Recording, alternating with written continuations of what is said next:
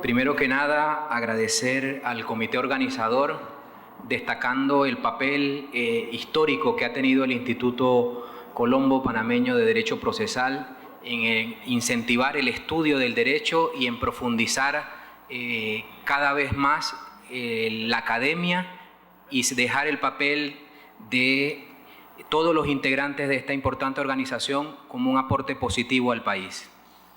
Dentro del tema que me ha tocado desarrollar, lo he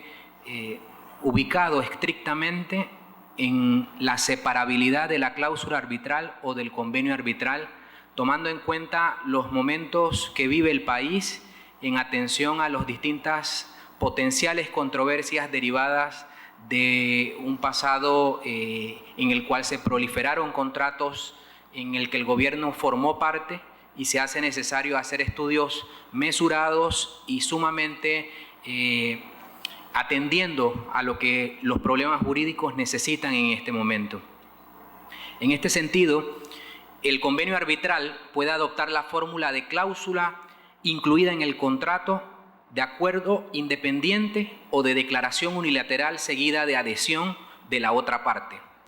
Bien entendido, se reconoce la autonomía del convenio de suerte que el mismo subsiste aun si el contrato es declarado nulo,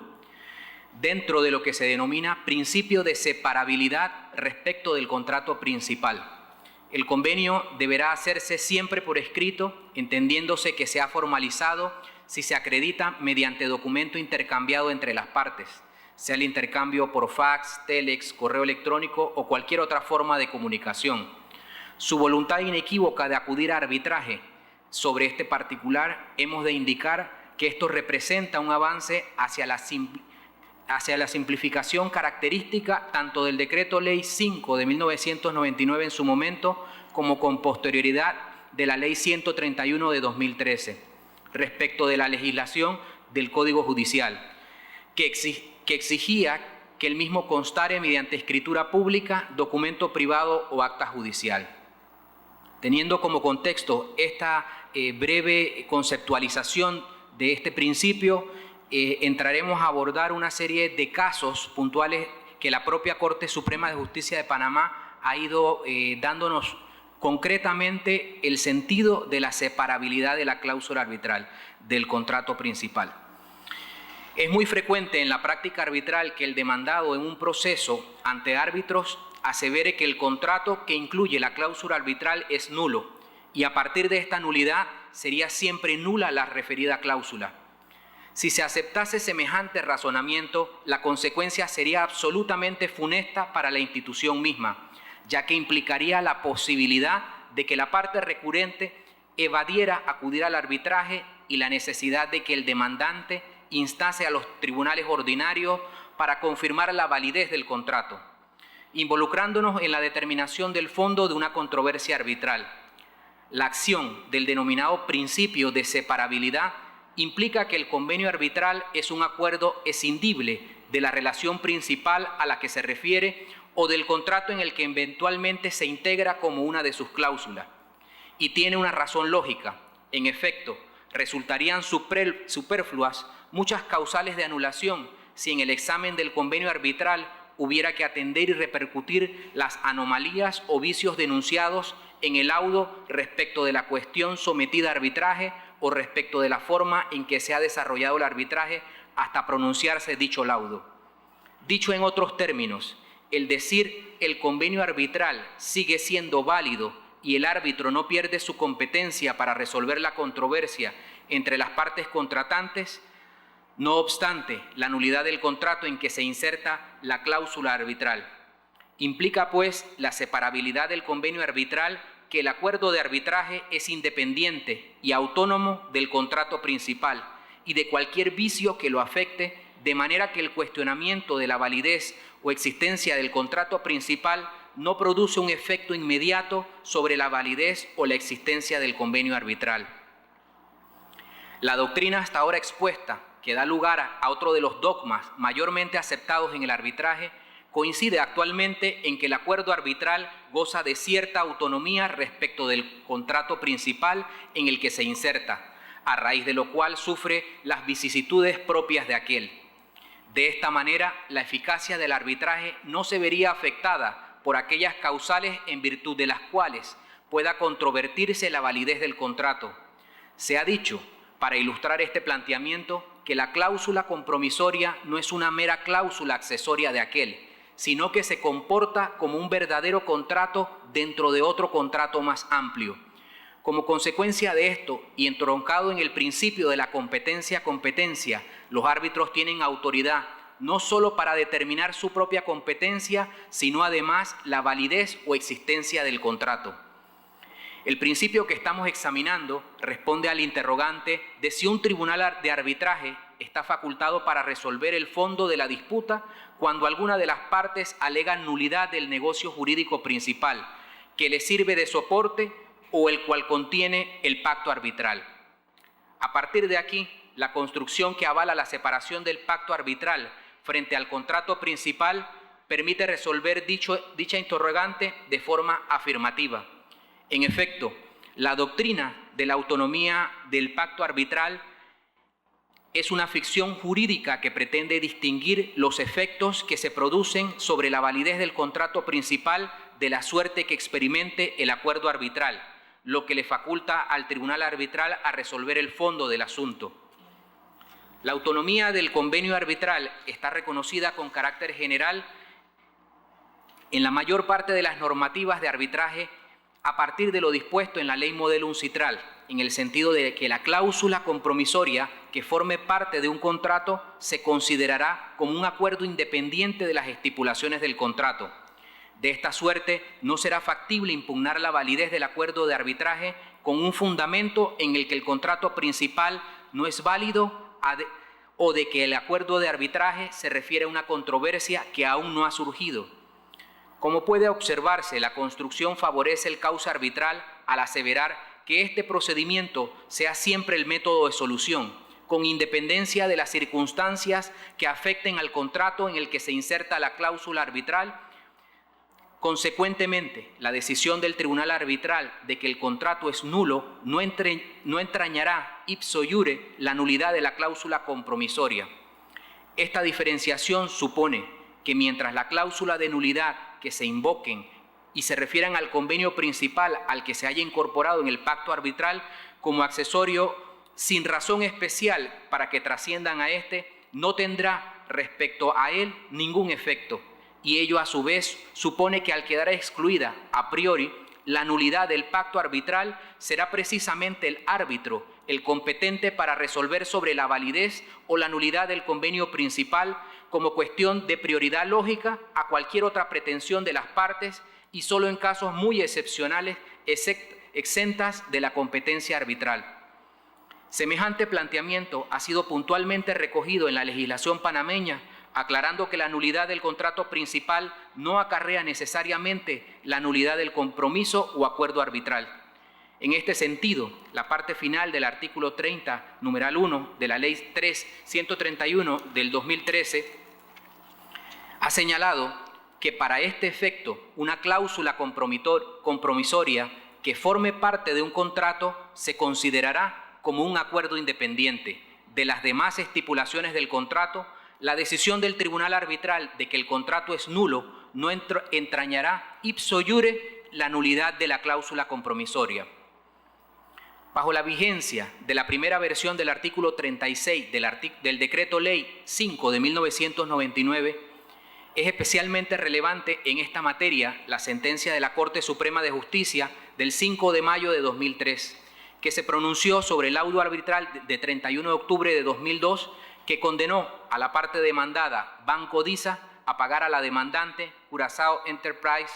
la suma de $10 millones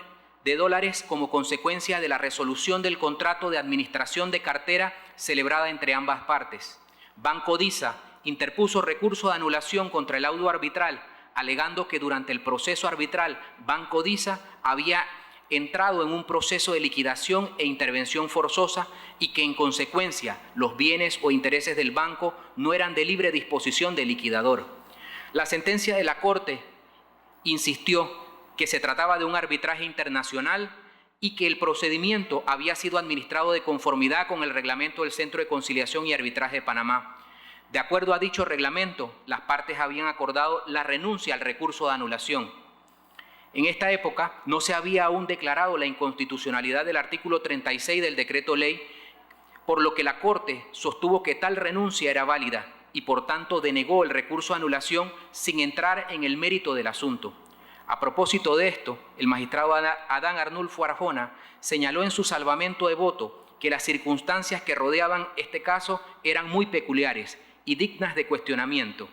El magistrado Arjona entendió que el laudo debió ser anulado por violación al orden público, considerando, además, que el laudo no era internacional sino interno y por lo tanto no había cabida a la renuncia del recurso de anulación. El salvamento de voto indica que es difícil entender la decisión del tribunal arbitral de condenar al banco a pesar de que la Superintendencia de Bancos había decretado la liquidación y administración forzosa.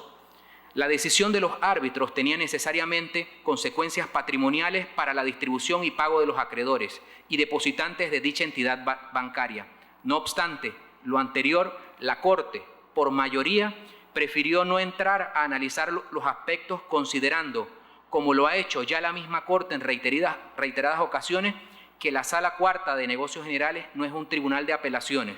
El fallo indicó que la Sala considera prudente aclarar que las causales de anulación del laudo arbitral son taxativas y no admiten generalidades, y mucho menos puede ser utilizando este recurso para atender asuntos procesales que debieron ser debatidos en el proceso arbitral propiamente y no en la esfera jurisdiccional, ya que ello equivaldría a convertir a la Sala en un tribunal de segunda instancia. Existen importantes consideraciones en torno al principio de la autonomía del convenio arbitral, como pone de relieve la sentencia de la Corte Suprema de Justicia del 16 de diciembre de 2005, en el que interviene la Compañía del Ferrocarril Transísmico, cuyo origen fue un laudo arbitral dictado en Nueva York dentro del proceso arbitral administrado por la Corte Internacional de Arbitraje de la CCI. De conformidad con su reglamento, la parte perdedora se opuso al cumplimiento del laudo, alegando que el mismo era contrario al orden público nacional, puesto que el contrato de subarrendamiento que contenía el convenio arbitral era nulo por carecer de requisitos para su eficacia. La Corte declaró ejecutable el laudo al reconocer el principio de autonomía de la cláusula arbitral, al señalar de que existe una independencia natural y legal del compromiso arbitral entre las partes, ya que es un contrato por sí mismo, siempre que cumpla con los requisitos esenciales para su formación y validez y al tenor de lo establecido por la ley. Puede ser pactado antes, durante o después de celebrado un contrato o convenio entre las partes, lo que da lugar a que la existencia no dependa uno del otro. Dicho planteamiento, generalizado en los sistemas de arbitraje moderno, han confirmado por la Corte Suprema de Justicia en el asunto de la Fundación Rasner, con el siguiente expeditivo planteamiento. A manera de explicación, la cláusula arbitral o convenio arbitral goza de la autonomía e independencia de la relación sustancial, autonomía que hace que se conserve su eficacia jurídica, independientemente que el contrato que lo origine sea inexistente. Pero sin lugar a dudas, el mejor precedente en la materia en el que nos aporta es el asunto Telecarrier Inc., en el que la recurrente sostenía que en el momento que se instauró el proceso arbitral, el contrato de servicio en el cual se incluía la cláusula no tenía vigencia. Había vencido el vínculo contractual y no hubo consentimiento entre las partes para renovarlo. Consecuentemente, a la falta de efectividad y vigencia jurídica del contrato, el convenio arbitral inserto debía correr la misma suerte, por lo que se consideran que el laudo arbitral es nulo. La Corte Suprema de Justicia, en una correcta aplicación de las disposiciones legales reguladoras de la materia, rechazó semejante planteamiento, aprovechando para sentar una completa doctrina sobre el alcance de la separabilidad de la cláusula arbitral del contrato principal. Nos dijo: tomando en cuenta la causal invocada, es bueno precisar que dentro del arbitraje existen dos convenios o contratos. Primero, el contrato principal, que es la obligación que adquieren las partes frente a terceros con el fin de dar, hacer o no hacer alguna cosa. Segundo, el convenio arbitral, que es la cláusula o compromiso arbitral adscrita al contrato o suscrita posterior a este, donde las partes se comprometen a recurrir a un tercero o árbitro en caso de suscitarse algún conflicto entre ellas en razón del contrato celebrado. Esta causal se refiere propiamente a la nulidad absoluta y relativa de los actos o contratos conforme lo contempla el Código Civil panameño. El artículo 1141 del Código Civil indica que hay nulidad absoluta en un acto o contrato cuando falta alguna de las condiciones esenciales para su formación o para su existencia, cuando la falta de algún requisito o formalidad que la ley exige para el valor de ciertos actos o contratos, en consideración a la naturaleza del acto o contrato y no a la calidad o estado de las personas que en ellos intervienen. El artículo 1142 señala que la nulidad relativa a un acto o contrato se da cuando de las condiciones esenciales para su formación o para su existencia es imperfecta o irregular, cuando falta alguno de los requisitos o formalidades que la ley exige o cuando se ejecutan o celebran por personas relativamente incapaces. El artículo 34 del Decreto Ley 5 de 1999 hizo referencia a la nulidad del convenio arbitral, no así del contrato principal suscrito por las partes. Lo cierto es que la recurrente, al momento de plantear el recurso de anulación, indica que la cláusula arbitral inserta en el contrato está viciada, porque el contrato había finalizado y no había acuerdo entre las partes para prorrogarlo. Al estudiar los hechos que se alegan, vemos que no guardan relación con la causal de anulación contemplada en el decreto ley citado, ya que se alude a la supuesta no vigencia del contrato principal. Esta cláusula compromisoria que forma parte del contrato es un acuerdo independiente de las demás estipulaciones del contrato propiamente tal, pues en el caso el tribunal arbitral declarase nulo un contrato, dicha actuación no acarrea la extinción de la cláusula compromisoria. Por otro lado, nuestro Código Civil define claramente un contrato o convenio en su artículo 1105 y siguientes. La cláusula compromisoria del presente contrato claramente refiere a las características establecidas por nuestra legislación. Al revisar los requisitos esenciales para su validez, encontramos que estos concurren en el compromiso arbitral, el contenido de los contratantes, el objeto cierto de la materia del contrato, la causa, obligación que se establece, tal cual lo exige el 1112 de la norma citada. Como vemos, de igual manera vamos a referirnos a la eficacia negativa del convenio arbitral en otro de los asuntos que la Corte Suprema ha analizado. El 30 de septiembre de 1998, CCT, Sociedad Mercantil con sede social en Panamá, presenta demanda contra FCC, domiciliada en España. La demanda traía una causa en un contrato de construcción celebrado entre las partes y regido sobre unas normas de contrato de contratación de ingeniería civil. Las referidas condiciones prevén en su cláusula 67 la solución de controversias entre las partes mediante un método combinado prearbitral obligatorio en el que se sustenta ante un ingeniero y un segundo paso puramente arbitral para los supuestos en que la intervención del ingeniero no haya logrado dirimir la controversia. Sin embargo, en el desarrollo lineal de los acontecimientos previos al arbitraje, en este caso, se vio envuelto por una frenética actividad judicial iniciada por ambas partes ante los tribunales panameños. El inicio de sendos procedimientos cautelares o precautorios por ambas partes provocó la interposición de las respectivas demandas de fondo, ambas relativas al objeto del convenio arbitral pactado. Desde este momento, el asunto se desdobla en dos líneas paralelas que siguieron su propio curso. Por un lado, la vía judicial abierta comenzó su sustanciación procesal y por otro, la arbitral. Con sede en Ginebra, se enfrentó a la excepción de incompetencia arbitral presentada por la demandada, FCC. Básicamente y a los efectos que ahora importan, la discusión judicial se centró en una cuestión plenamente procesal: la correcta interposición por parte de CCT ante el juez cuarto de circuito de la excepción de incompetencia por existencia de un convenio arbitral. Como supuesto adjetivo, la raíz rectora de solución era exclusivamente la panameña, pues solo ella podría determinar los plazos para el planteamiento de la citada excepción, mientras el arbitraje, según su curso, los tribunales panameños, en una primera vía de recurso, decidieron que la presentación de la excepción de CCT no era extemporánea y por lo tanto se declaró la nulidad de todo lo actuado ante el juez cuarto. Pero aún así, la legislación panameña, siempre aplicable al supuesto procesal, permitía recurso ante la Corte Suprema de Justicia. En estos casos y la sentencia recaída en esta instancia resolvió con carácter firme el incidente de nulidad promovido por FCC, declarando la índole extemporánea de la interposición de la excepción. En consecuencia, la remisión del asunto al juez cuarto de circuito.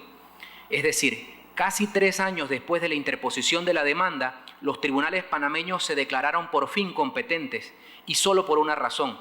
sin entrar a valorar la validez del convenio arbitral ni la puesta en marcha de la cláusula 67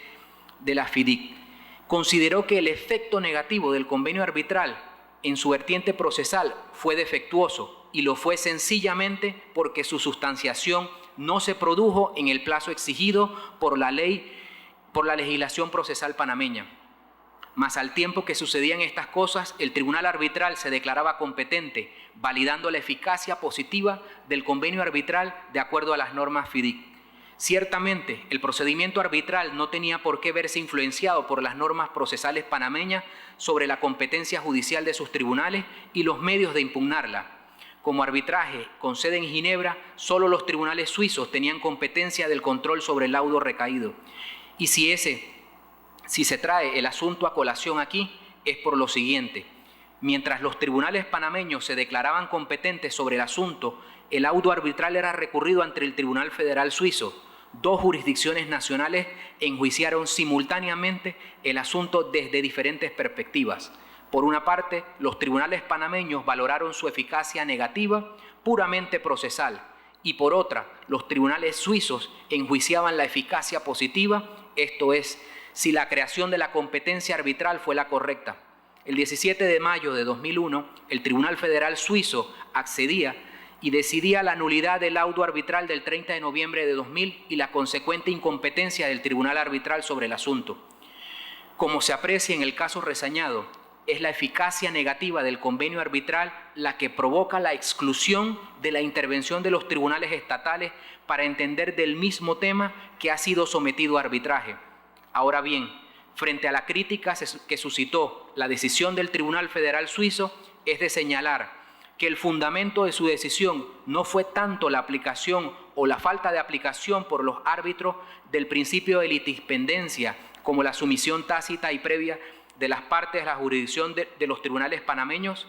Las partes no pusieron en marcha el arbitraje conforme al contrato, sino que acudieron a la jurisdicción panameña iniciando un proceso sobre el fondo del asunto, realizando actos procesales significativamente relevantes respecto de los cuales el Tribunal Federal Suizo no tuvo duda alguna que constituían un sometimiento tácito a los órganos jurisdiccionales de la República de Panamá, renunciando al arbitraje que en su día pactaron en el contrato. Los aspectos más espinosos de la anulación del laudo arbitral por el Tribunal Federal Suizo se encuentran en los razonamientos jurídicos que llevaron al tribunal a anular el laudo, al considerar que el principio de litispendencia aplicable entre órganos jurisdiccionales del Estado resultaba también de aplicación al arbitraje entre FCC y CCT, la imposibilidad del desarrollo del procedimiento arbitral y la falta de jurisdicción de los árbitros no radicaba en la pendencia de litigio ante los tribunales panameños, sino en la falta de jurisdicción de los árbitros por renovación de la cláusula de elección del foro, fruto de la iniciación y participación de ambas partes en el proceso judicial panameño. Este proceso estaba muy lejos de concluir en Panamá. Debemos referirnos a la sentencia de segunda instancia del 18 de octubre de 2005, dictada por el primer Tribunal Superior de Justicia, en el que fue recurrida por Colón Container Terminal, y posteriormente a la sentencia de la Corte Suprema de Justicia de la Sala Primero de lo Civil el 26 de abril de 2011 dentro del proceso ordinario interpuesto por CCT, que aprobó una transacción efectuada por las partes. No existía disposiciones que obliguen a elegir un determinado tipo de reglas para el arbitraje. Al efecto, el artículo 25 del Decreto Ley 5 de 1999 señaló que el tribunal arbitral aplicará las reglas de derecho si el arbitraje es de derecho y su libre criterio si el arbitraje es de equidad. En caso de que el arbitraje sea comercial internacional, se procederá en la forma prevista del artículo 43 y en todo caso se tendrá en cuenta las estipulaciones del contrato y los usos mercantiles que se consideren de aplicación. Por último, los laudos extranjeros se reconocerán y ejecutarán en Panamá con arreglo a los tratados y convenios en la República de Panamá, sea parte y en su defecto por lo previsto en el capítulo 6 referente al reconocimiento y ejecución del laudo. Que tiene el tiempo para concluir. Muy bien. Agradecer entonces la oportunidad con estas reflexiones que permitirán un debate en cuanto al tema de la cláusula arbitral y su independencia en sí misma. Muchas gracias.